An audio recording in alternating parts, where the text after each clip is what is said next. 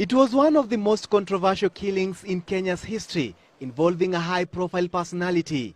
And soon after the murder of the former Foreign Affairs Minister Robert Ouko, many of the investigators charged with the responsibility of bringing the culprits to book followed the same path. They died in mysterious circumstances.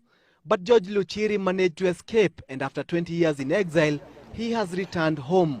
Nilikuwa nimeshikwa hapa, nimefungwa na kwa vile nilikuwa askari watu wangeniamini na Mungu alinisaidia nikatoroka. Luchiri returned home to find a totally different environment. There is a witness protection bill in parliament that could see a witness protection system in place soon. But Luchiri says that it is the forthcoming referendum that has been a catalyst for his return. I've come here to register as a voter and to see my people.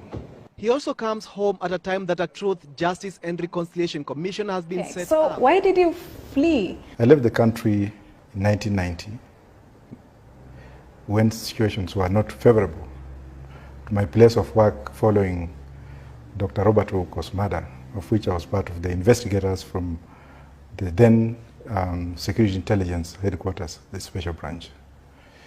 Then I went to the United Kingdom, where I became a refugee.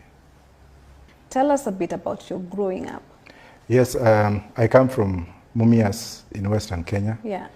And my coming to the city was as a result of my parents divorcing, which is something that will require another day to cover. But to be in short, my mother and father divorced when I was 4 years old. And then my father left for Uganda and remarried. So I was left under the custody of my grandparents. Mm-hmm.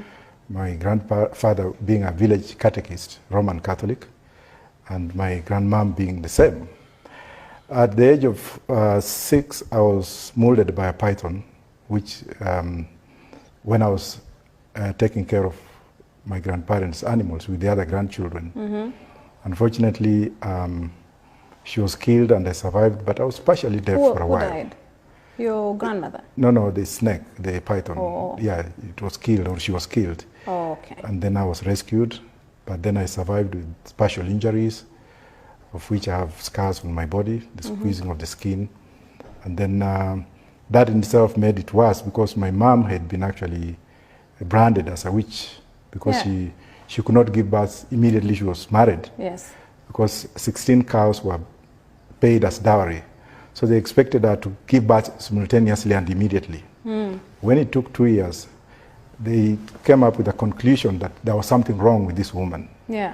But when she bore me, that's when her problem started, because that was like a disapproval to their myth and what have you. Okay. So when I was born, she was excommunicated from the village, and a small hut was built for her outside the village, where she stayed as an outcast. Okay.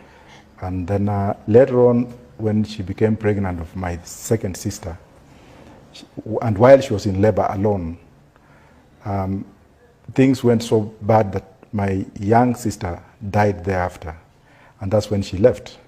Mm-hmm. So when she left, I continued, as I said, about the snake, and then I was removed from that village to go far away so that I don't contaminate the family with my mother's witches. Mm. So I used to go for about 10 kilometers in a school known as Buhui Primary School, which is more or less like 2 hours walk. Mm. So I used to wake up very early in the morning, I would go and come back. Then, unfortunately, in 1969, it rained during lunchtime, and we had gone to seek shelter that we could actually beg for porridge, because the woman there was selling porridge. Yeah. And then the lightning hit her, hit the place, and she died, plus another woman.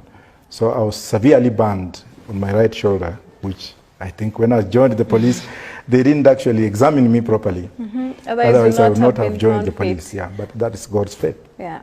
Then after that, things went so bad in that I walked in search of my mother, whom I could not even recognize that particular time. Mm-hmm. So I ended up in Busia, and I was like walking that direction because that's what I knew, she came from that direction. Mm-hmm. And fortunately or fortunately for me, I befriended a man of Somali origin and appearance who happened to be a driver of the long petrol hauliers. So the man brought me to Nairobi with an intent, which I didn't realize, that he was a purifier. So when he put me in his house, he went to buy milk, and eventually when he came back, he was hit by a vehicle, and he died on the spot. So on the same day, I was kicked out of that house, and I started now navigating my way around. And I graduated into a chokora. Yes. And I grew up in the streets, the harsh streets of Nairobi. Yes. And eventually, I joined the Hare Krishna Hare Rama. So they used to come to the streets to give us what we call prashadam. And then I went to the temple in Ngara. I grew up in Ngara. They took me to school.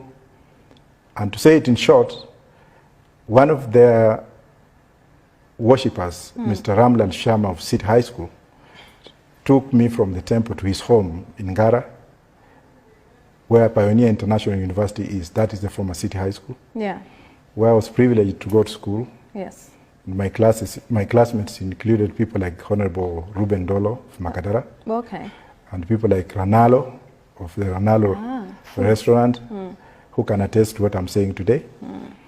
Then eventually, J.J. Kamodo adopted me, not as a son, but as a guardian. Okay. And by then he was Minister for Higher Education. All right. And when I finished my Form 4, he actually literally sponsored me to high school, plus the late Njiru, the MP from, former Assistant Minister from Kirinyaga. And in fact, when they died, I attended their funerals, and they made me to be what I am today. Okay, very well then. Later on, you became a police. Yes. Why did you decide to join the force? Well, when I went to St. Peter's Mumias for my A-levels, we were the second pioneers. And we tried our level best. I got 1 principal and 3 subsidiaries, which totaled 6 points. Okay. But those who got 7 points with at least 2 principals, they went to the university. So I was short of going to the university. But in my mind, I was like, well, one day I will. And that's why I decided to join the Kenya Police as a constable. Okay. Because I wanted at least to do something. Yeah. Then when I joined the police, I came back and I was posted in Central Police Station. Then years later, Moi, by then he was the president, he gave an order that all Form 6 graduates who are in the police be taken back to Kenya Police College for a special SOIP, special inspectorate course. Okay. Which I went, I came back, and then I was posted here in Kasarani. Brown, just here? Yes, okay. When I became an inspector. Okay. Before I joined the National Security Intelligence. Okay. By that time, they called it Special Branch. Yeah. Yes. All right. But what was your